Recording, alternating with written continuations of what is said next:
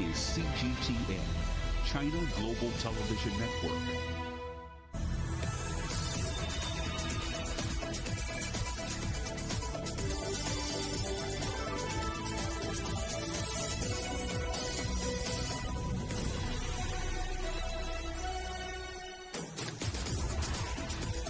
Hello and welcome to Global Business Europe. Live from CGTN in London, I'm Jamie Owen. And I'm Robin Dwyer. Our top stories. Back in business, China's trade booms both ways, with exports surging and imports at their biggest in a decade. Our other headlines, leaders of the world's biggest economies head to England for their first meeting since the pandemic, but there's disagreement on the G7's global tax rate.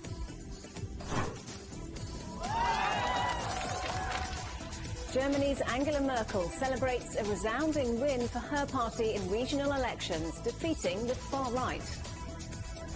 Testing times for China's teenagers as millions of people begin their college entrance exams under COVID restrictions. And why New York's Statue of Liberty is about to get some familiar company from France.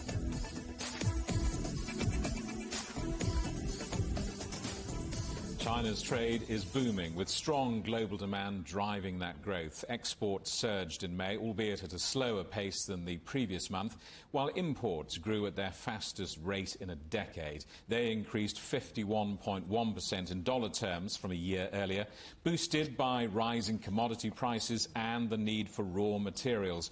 That's up from the 43.1% growth seen in April. And exports grew almost 28% in May as more economies around the world opened up. That's weaker than forecast and below April's pace, but still above historic growth rates. That leaves a trade surplus of $47.5 billion for the month, wider than the $42.86 billion in April, but less than the $50.5 billion expected. JP Morgan's chief China economist has been telling us about some of the other factors influencing the rise in trade. One is that China's first in, first out advantage, particularly on the production side. China was one of the few economies to fully recover the production capacity, while the rest of the world actually the production recovery is still lagging behind. And second, of course, at the early stages, mainly medical equipment. But if you look at the key driver of where the strong export coming from, later on it also expanded to the electronic products, which relate to work from home, and also to more broad, like consumer goods. So now, if you focus on the May export, to be fair, actually is modestly below expectation. Actually, we see that the modest easing over actually export to U.S., to EU, and even to Asia. This partly also is based on a very high base. So if we take probably the more reasonable perspective to compare to 2019. Actually, in the first 5 months, China's export is still like 29% higher than the pre-pandemic level. German Chancellor Angela Merkel says semiconductor shortages in manufacturing are complicating the country's economic recovery. She was speaking at the virtual opening of a $1.2 billion Bosch chip plant near Dresden. The record investment by the company will increase its ability to serve car makers directly, relying less on third-party manufacturers. The site, which received $243 million in state aid, will start making chips for power tools in July, and automotive chips will follow from September. The production has to be revised in many places or even reduced. We could have anticipated that more chips were needed in the Internet of Things, but it seems now that the bottlenecks have to be overcome first. Those bottlenecks certainly are connected to the pandemic, but more so with the increased demand of semiconductors in the age of the Internet of Things. We need to ask ourselves, how can we be more resilient to crises and delivery problems? I am convinced that we've found a persuasive answer. China's new ambassador to the UK has arrived in London to begin his new job. Jun Zhouguang says a sound relationship between Beijing and London is conducive to world peace, stability and economic development. A veteran diplomat, he's worked in China's US embassy and became the country's youngest vice foreign minister in 2015. He takes over from China's long-standing ambassador to the UK, Liu Xiaoming, who's held the position since 2010. Leaders of the G7 nations, including US President Joe Biden, are heading to Cornwall in the UK for their first meeting since the pandemic. Ahead of the summit later this week, G7 finance ministers reached a landmark agreement to push for a global corporate tax rate of at least 15%.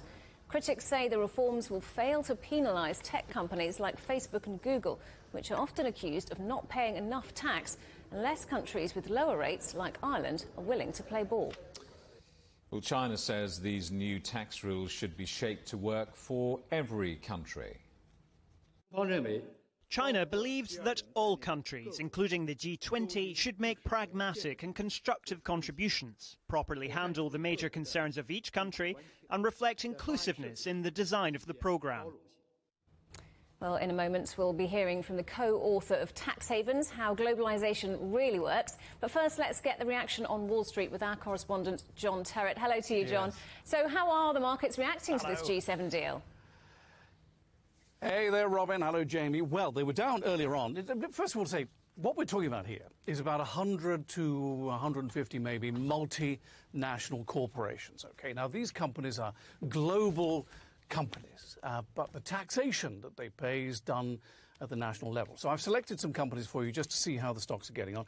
Apple, of course, is one of these companies that doesn't really need much of a presence in a country where it operates in order to make tons of money. Google will be another one. So we've got Apple down 0.7%, Google down about, well, $8 at the moment, so that's about a third. Microsoft, though, up 0.6%. Facebook at an all-time high, up 1.4%. And then others, IBM down a fraction, Coke is up 1.2%, Citi down about 1/5, Procter & Gamble down just a fraction. Now, everybody loves this story because everybody knows that these companies exist in countries around the world and that they don't pay enough or they don't pay very much tax. But one of the reasons that this has happened this weekend is because the Biden administration wants to increase corporation tax here in America to 28% from 21% where it is at the moment. It's very hard to do that if other countries are charging either nothing or very low corporation taxes. Now, they used to have a mechanism in place to do this, but it all fell apart. I'm not entirely sure why. Hopefully our tax expert coming on in a minute can shed some light on that. And, of course, there was the digital tax proposed by the French and the UK, for example, against mainly US companies like Facebook and Google. But even President Obama was against that, and certainly President Trump was, and Biden as well. So the G7 comes up with this 15% flat rate corporation tax around the world to be distributed among its members. Janet Yellen says it's reshaping the global tax order and that an existing harmful dynamic is coming to an end. But, Robin, there's always a but, and here it comes right now. The trouble is, as I'm sure our tax expert will confirm, we ain't got any details. It's just a headline. I'm afraid that is all it is. And when it comes to taxation, detail is absolutely key. So the G7 has agreed something. That's good.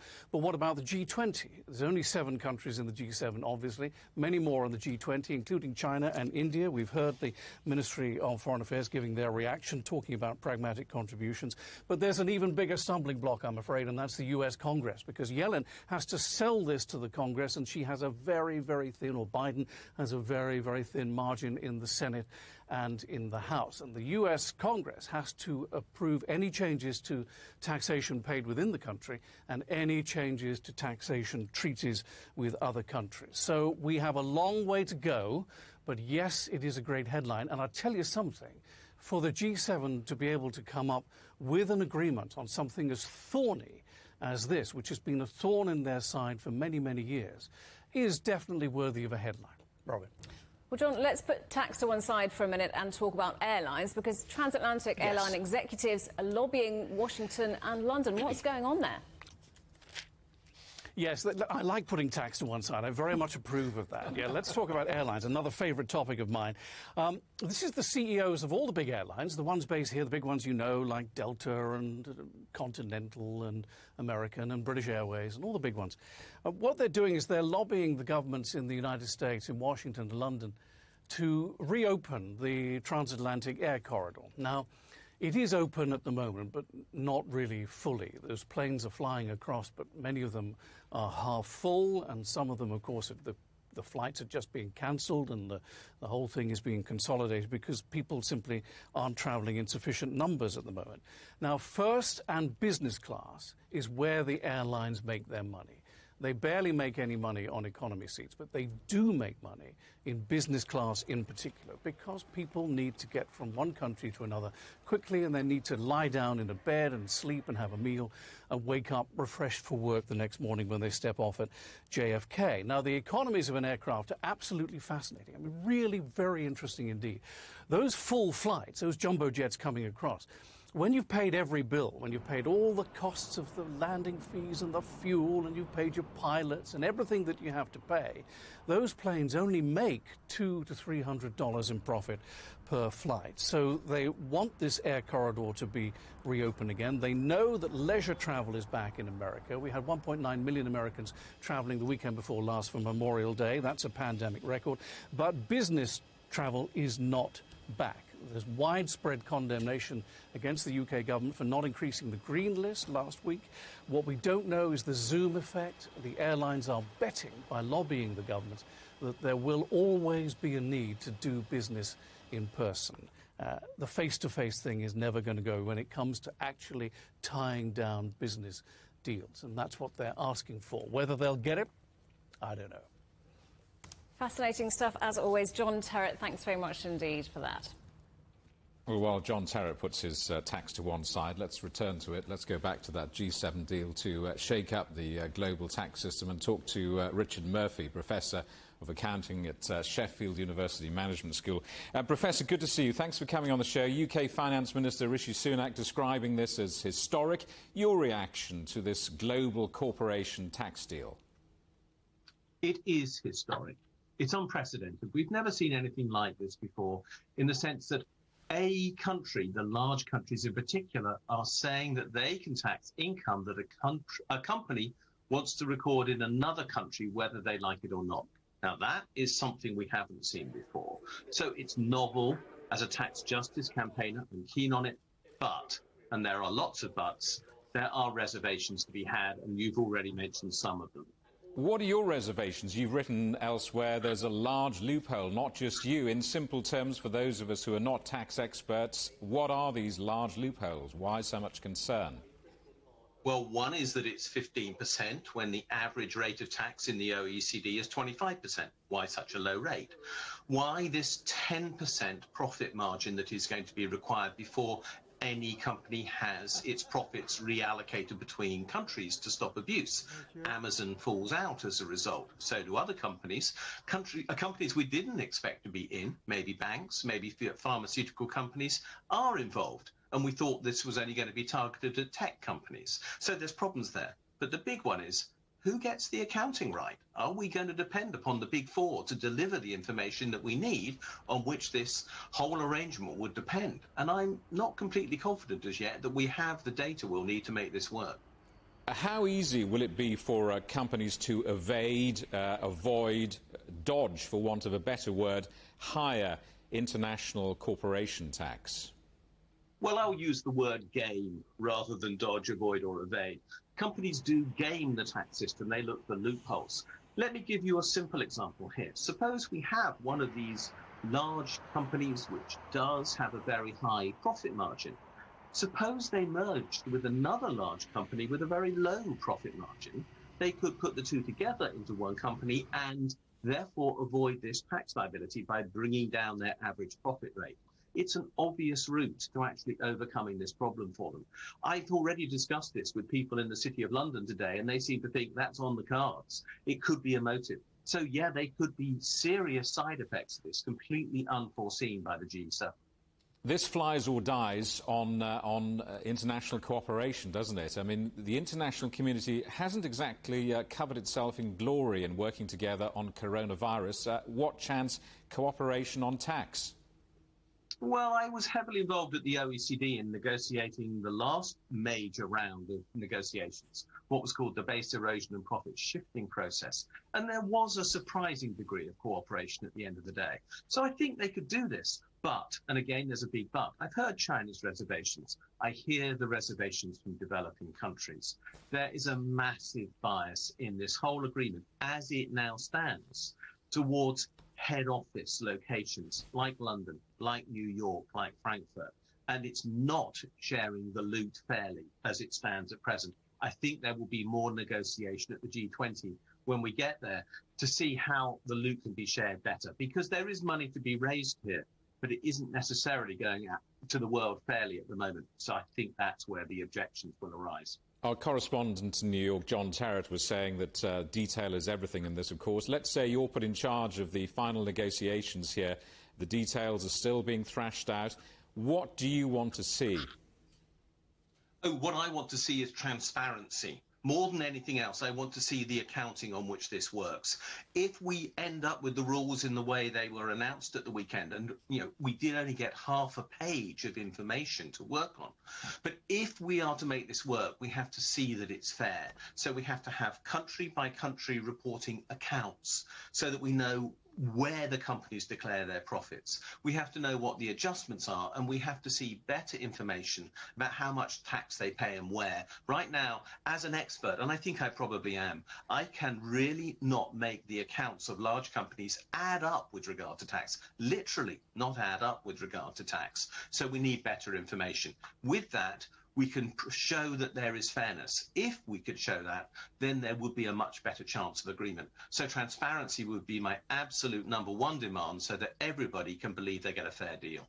Professor Richard Murphy at Sheffield University Management School, thank you very much. Thank you.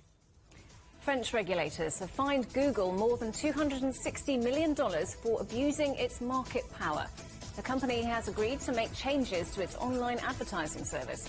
The decision is designed to help traditional publishers who've lost market share to major tech companies.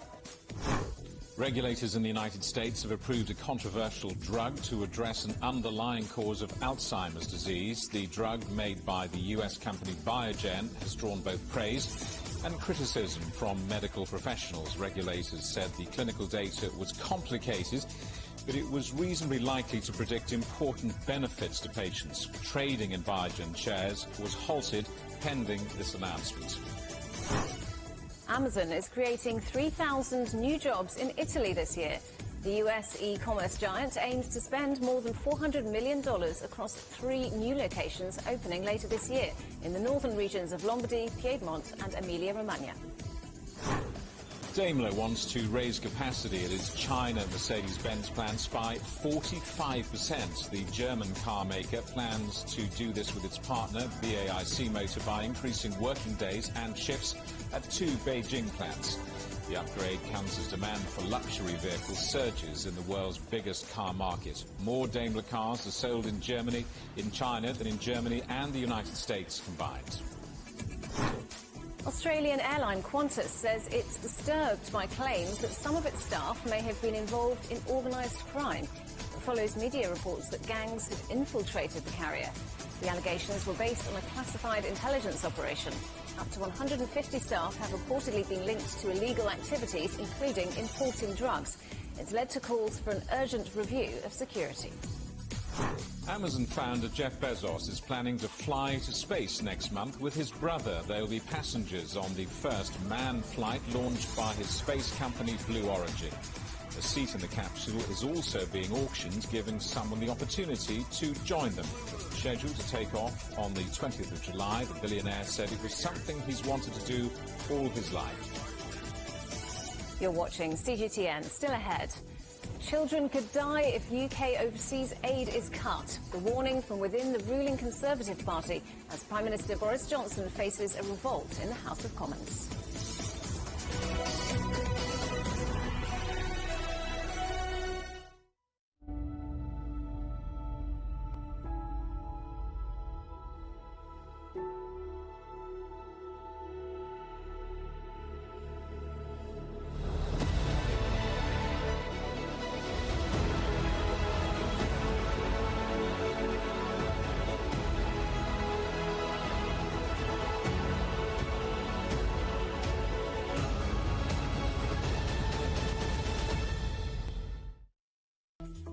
Search CGTN Europe wherever you get your podcasts to subscribe to the Agenda podcast. The Agenda with me, Stephen Cole, always gets to the heart of the story.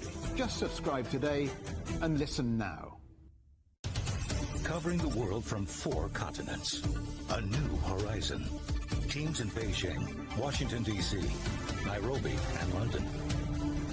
Who connect, interact, and inquire to bring you the stories that matter to all. The Link, only on CGTN.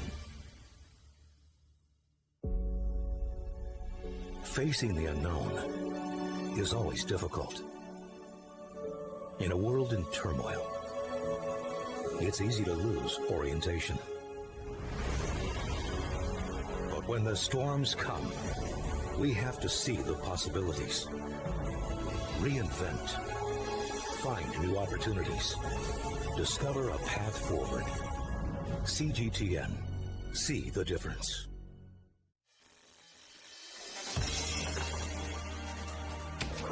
The world has changed under the pressure of the pandemic.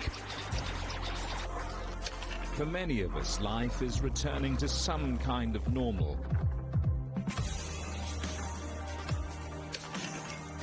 As we're adapting to changes in all of our lives, let Global Business Europe be your guide to the new normal.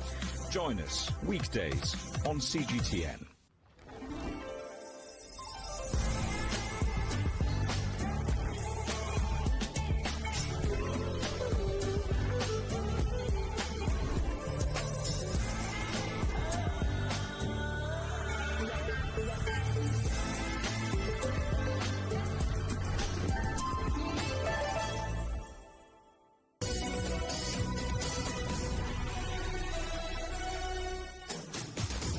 Welcome back to Global Business Europe, live from London.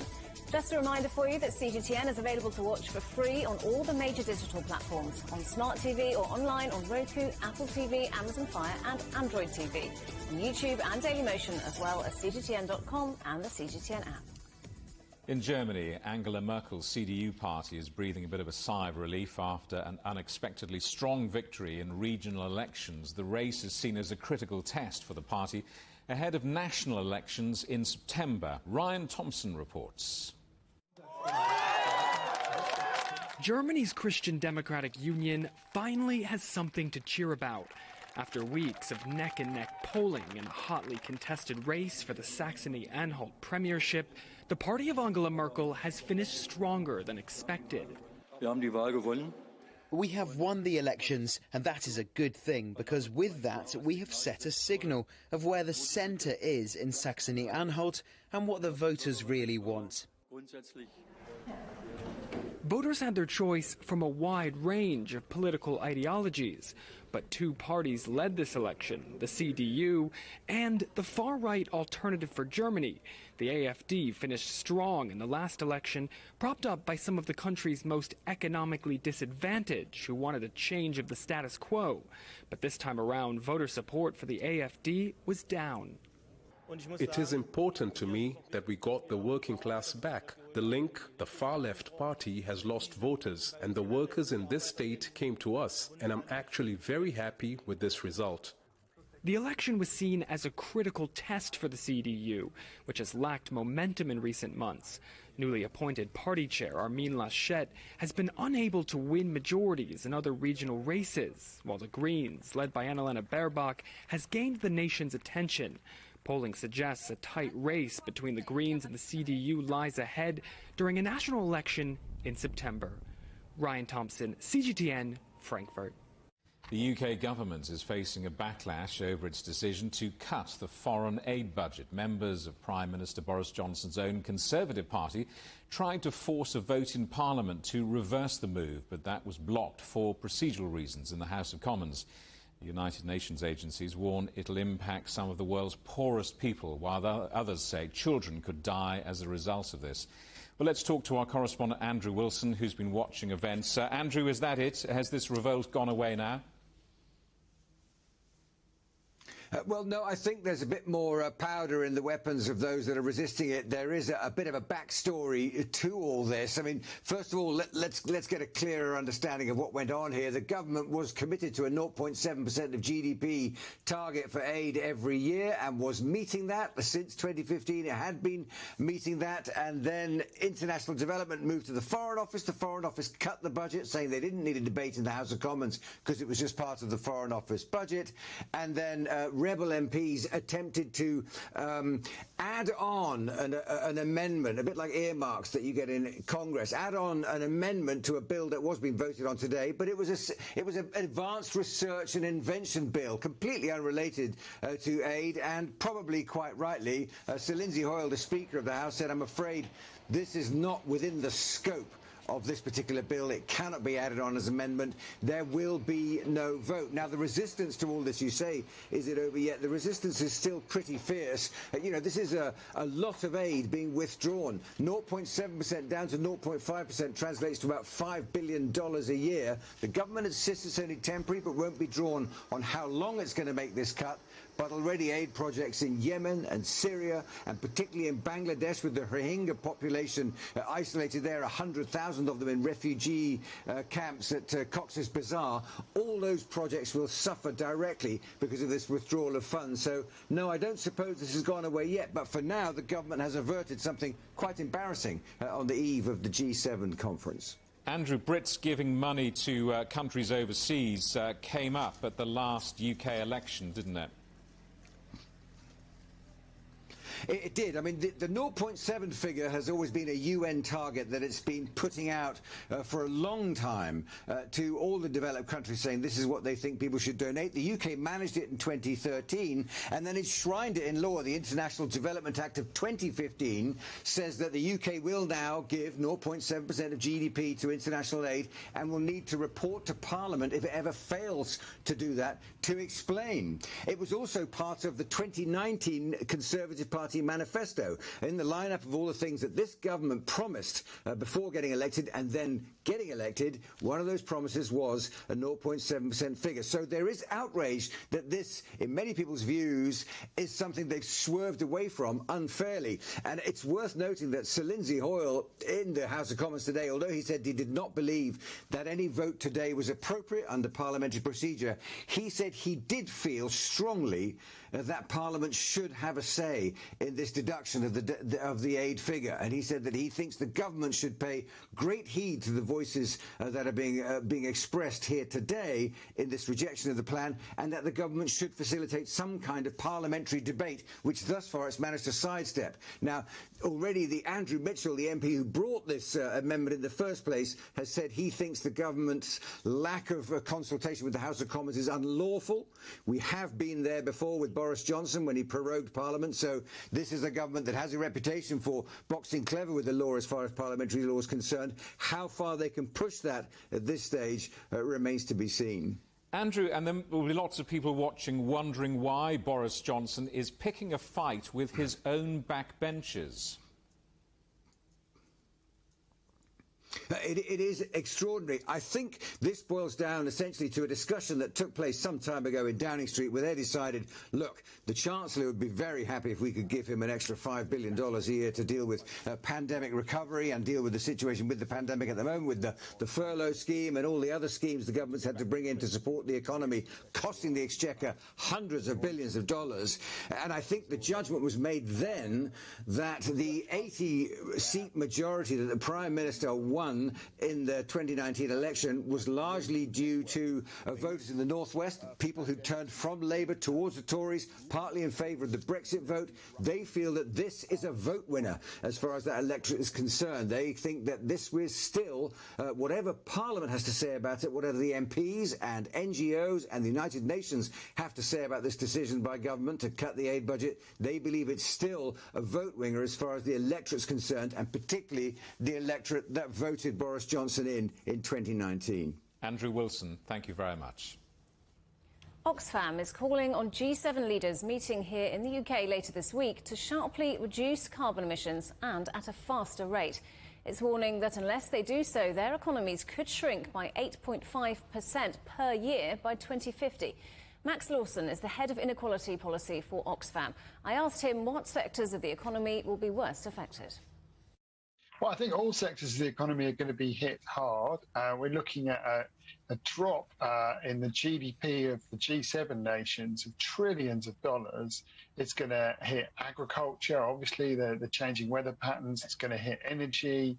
I mean, there's going to be a big economic impact from the climate crisis. I mean, of course, the impact will be much, much greater in the poorest countries. I mean, the figures for countries like the Philippines are huge.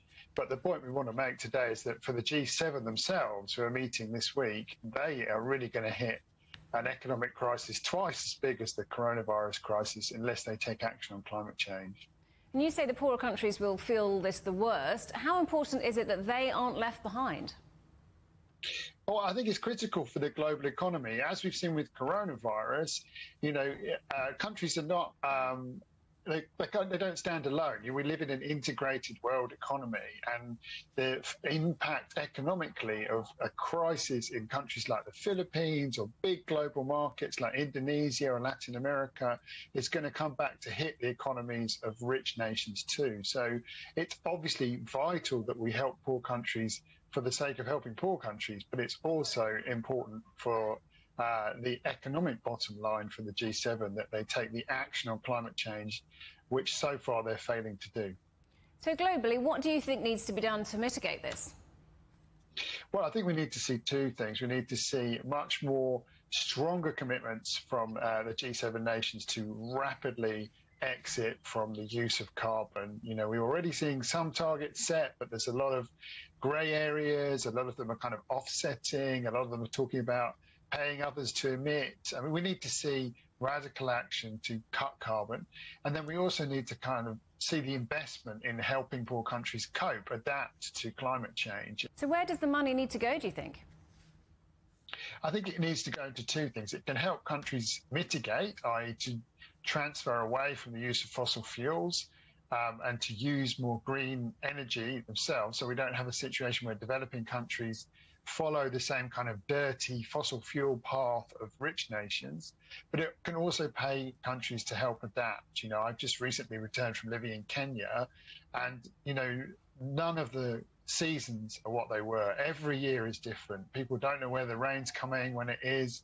When the rain comes, it's a huge flood. So simple things like enabling dams to be built all over the country, so when rain comes, it's collected and doesn't just leave and end up in the sea. There has been progress made, though, on climate targets. Do you think we're now on the right track? I think we're not on the right track yet. I think progress has been made, but we really need to see the political impetus increase. And obviously Joe Biden's election is a big game changer, and his commitment to tackling climate change is very instrumental to getting the kind of ambition that we need from the richest nations. But we're still a very long way off track in terms of that crucial 1.5 degrees limit, that if we see the world warming more than 1.5 degrees, then that spells enormous hardship for hundreds of millions of people. So we're not on track for that, but we are seeing progress, and the next few months are absolutely pivotal. You're watching CGTN. Still ahead, the longest journey ever made by elephants in China. The dramatic and sometimes damaging journey captivating the world.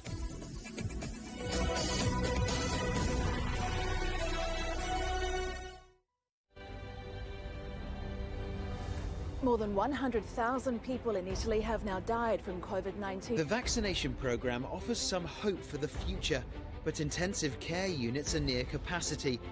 The Spanish government is hoping to vaccinate over 1 million people by next month. Living in Germany are struggling with their mental health. Hungary is supplementing the EU's vaccine rollout, buying doses from Russia and China to speed up the process. 4 million people have tested positive in France. After a grim winter, the promise of a spring bloom that could mean freedom for millions.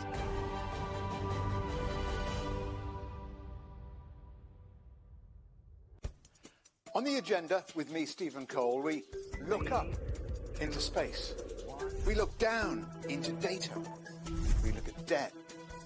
We look at politics. We look at opioids, climate change.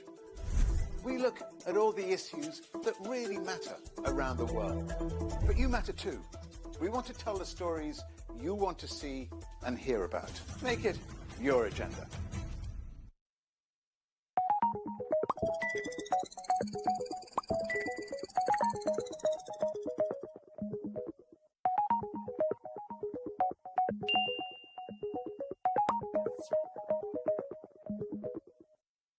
Roger, radio loud and clear.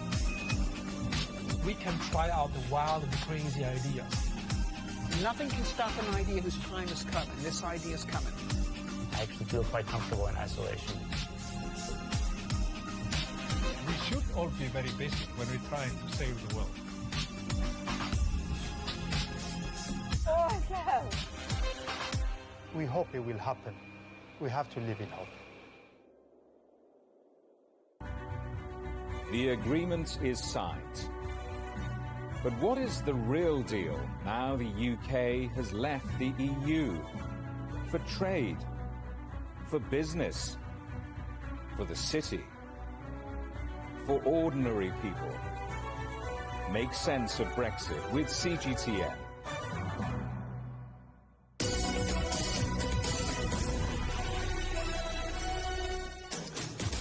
Hello, welcome back to Global Business Europe with Jamie Owen and Robin Dwyer. Our top stories: back in business, China's trade booms both ways, with exports surging and imports at their biggest in a decade. Leaders of the world's biggest economies head to England for their first meeting since the pandemic, but there's disagreement on the G7's global tax rate. And Germany's Angela Merkel celebrates a resounding win for her party in regional elections, defeating the far right.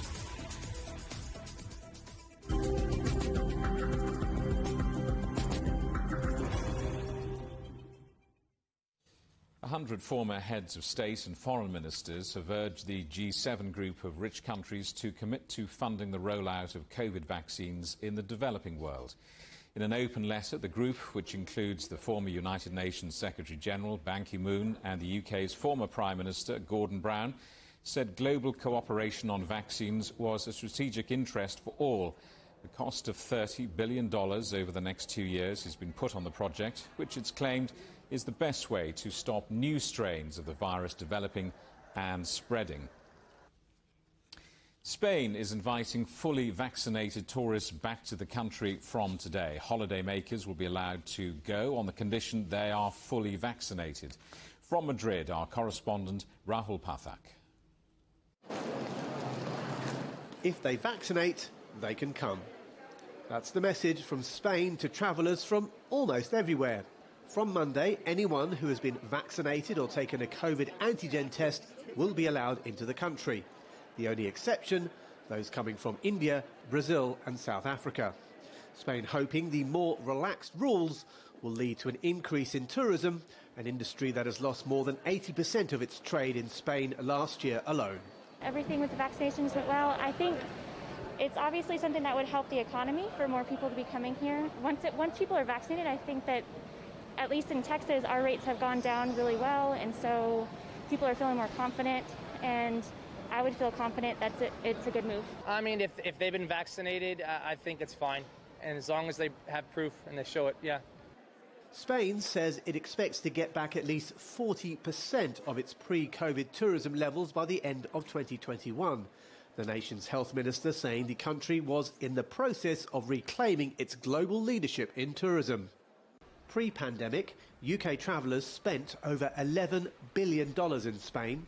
The absence of British tourists coming here in large numbers means Spain could now concentrate on attracting other countries. The two important markets right now are the United States and, for example, in Asia, there's China, which is one of the most important markets in that part of the world. The objective is to slowly work to see if we can return Spain back up to the top of the list and, above all, return confidence to travellers from those markets.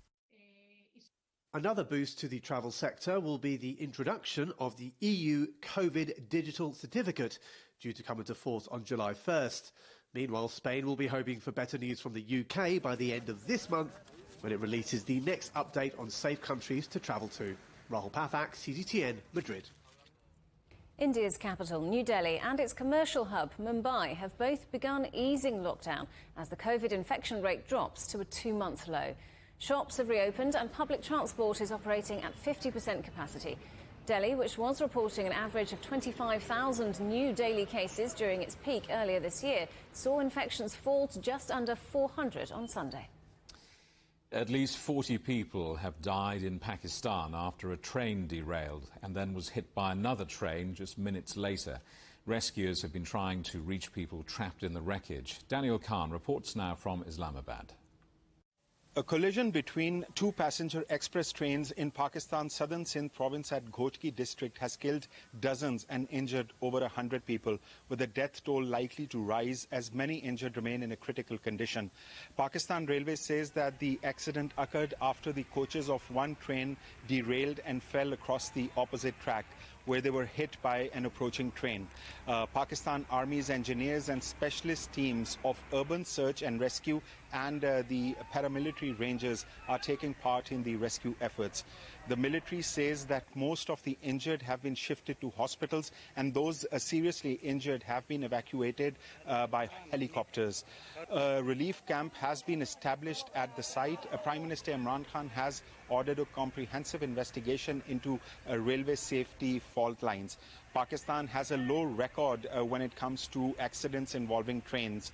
In the last 10 years, the country has seen a number of deadly train accidents, and they seem to have increased over the past few years. Experts say these accidents are a result of years of low maintenance, mismanagement and corruption in the railway department.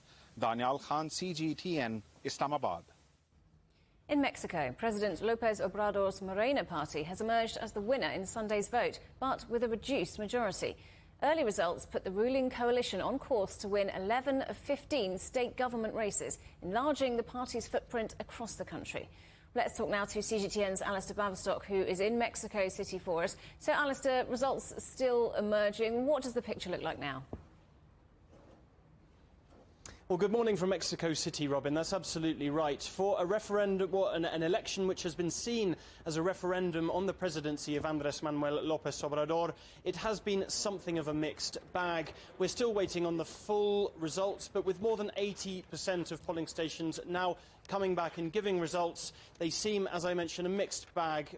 At the state level, it does seem that Andrés Manuel López Obrador's Morena political party has picked up 11 of the total of 15 state governorships which were up for grabs. Yet for the first 3 years of Andrés Manuel's presidency, he has enjoyed a supermajority of 253 of the total of 500 seats in the federal Congress. That does now appear that it is going to be reduced, which will mean that the president will now have to do a lot more negotiation with other political parties, other political allies, something which he's not really had to do over the first half of his presidency. Yet these state governorships do mean that he's going to have more sway regionally across the country, particularly in the north, the industrial part of the country, where there is a much more greater relationship financially, socially and economically with the United States. But now, given that he's less power federally, constitutional reforms, which he has been talking about wanting to make during the second half of his presidency, will now be much more difficult. So as Andrés Manuel now begins the second half of his presidency, one thing that's on the cards for him is going to be more political negotiation. And this was an election campaign that was plagued by violence. Did we see any of that violence on polling day? Well, you're absolutely right, Robin. This was the most violent election in Mexican history. 97 politicians in total murdered over the course of the campaign, and police reporting nearly 1,000 attacks on politicians. By and large, yesterday's voting did go pretty smoothly. 99.7% of all the polling stations across the country were able to open and operate. However, 30 polling stations across this republic were not able to do so for varying reasons, was the statement from the Electoral Commission here. There was some pretty graphic violence in certain places, particularly in Tijuana, where we saw a severed human head rolling towards a polling station. which shut that operation down fairly quickly. Elsewhere in the city of Guadalajara, a lawyer closely linked to a former governor of the state of Jalisco, where Guadalajara is the biggest city, was shot and killed by gunmen just 2 blocks from the polling station where he was making his way to. So while Mexico wakes up this morning with new political representation, a changed political landscape here, the ongoing problems of criminal cartels, organised crime, worsening insecurity and violence appear to be just the same and possibly even getting worse. Alistair, thank you. Alistair Baverstock there, reporting from Mexico City. Peru's presidential election is on a knife edge. The vote is narrowly split between Keiko Fujimori, the daughter of an imprisoned former president, and her socialist rival Castillo Pedro, who campaigns in a cowboy hat and often carries a giant pencil. This is Peru's 5th presidential election in 5 years. Police in Tokyo are investigating a death on the city's subway, which media reports say involved a senior official of Japan's Olympic Committee. The death is reportedly being treated as a suspected suicide. An Olympics representative says the committee is collecting information but did not give any further details. Judges in the Netherlands will start hearing evidence on the downing of flight MH17 over Ukraine in 2014, in which 298 passengers died. 4 fugitive suspects are accused of shooting down the aircraft. It crashed in territory held by pro-Russian separatists fighting against Ukrainian forces.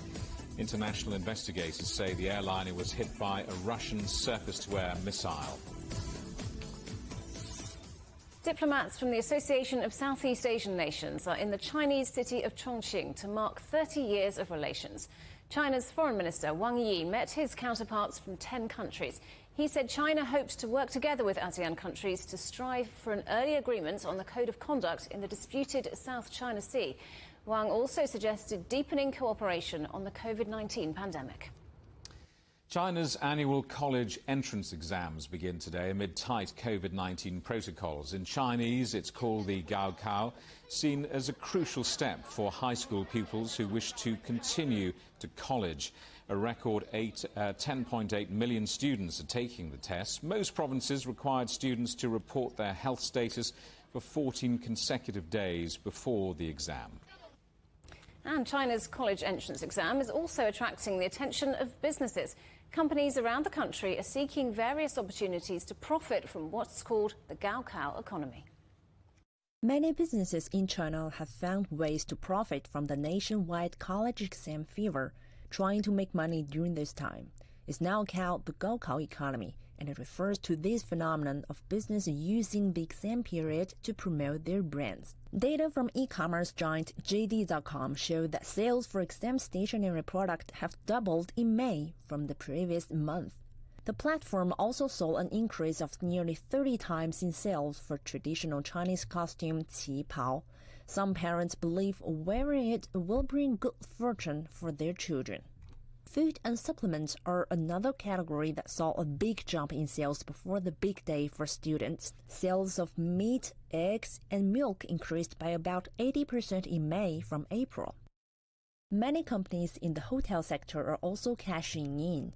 They provide hourly rooms and special discounts for Gaokao candidates, many who need a quiet room to study or stay in.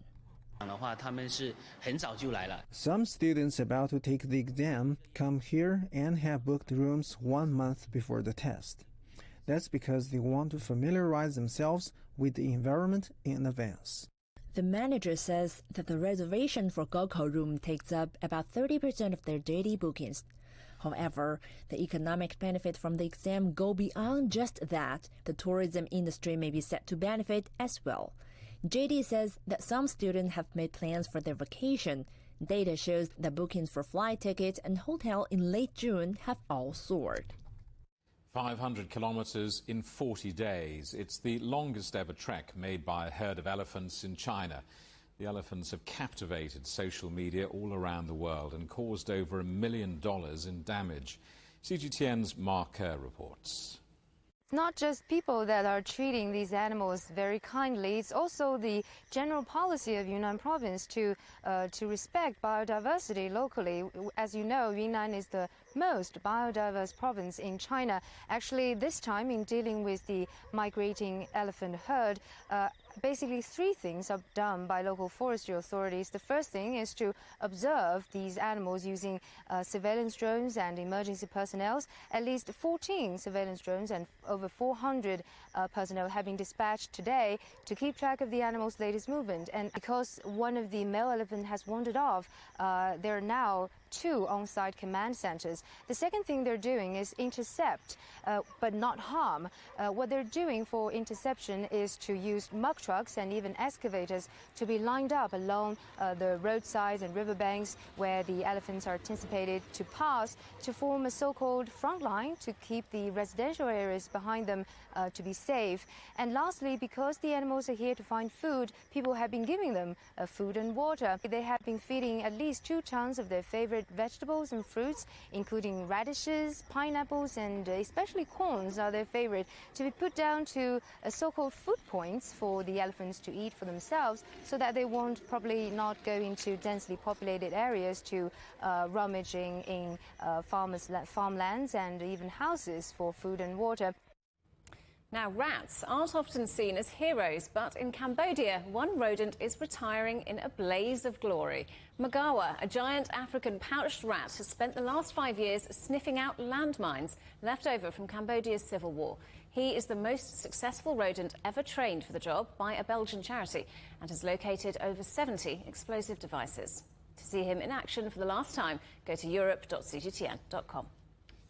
You're watching CGTN. Still ahead, on your bike, London trials an electric scooter scheme. But will it be safe?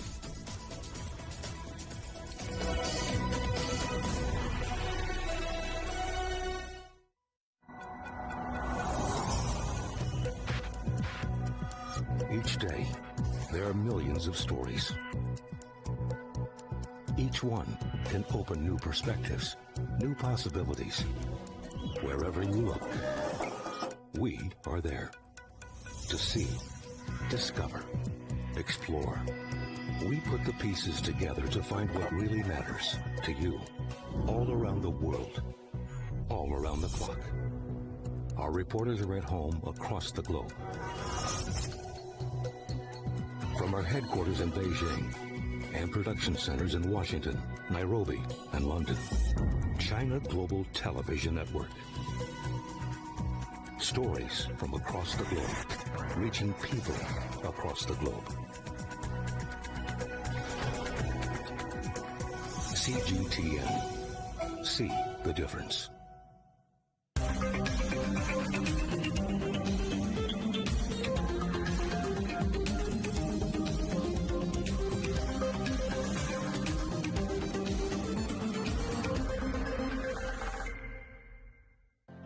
Mari, what would you say is a good question? Stephen, I'd say it's one where there's always more than one answer. The Answers Project is a new podcast series from CGTN Europe. With me, Stephen Cole. And me, Mari Beveridge. In each episode, we'll take a complex question. And with the help of some of the world's foremost experts, shine light on some of the answers. So join us for The Answers Project. Available wherever you get your podcasts.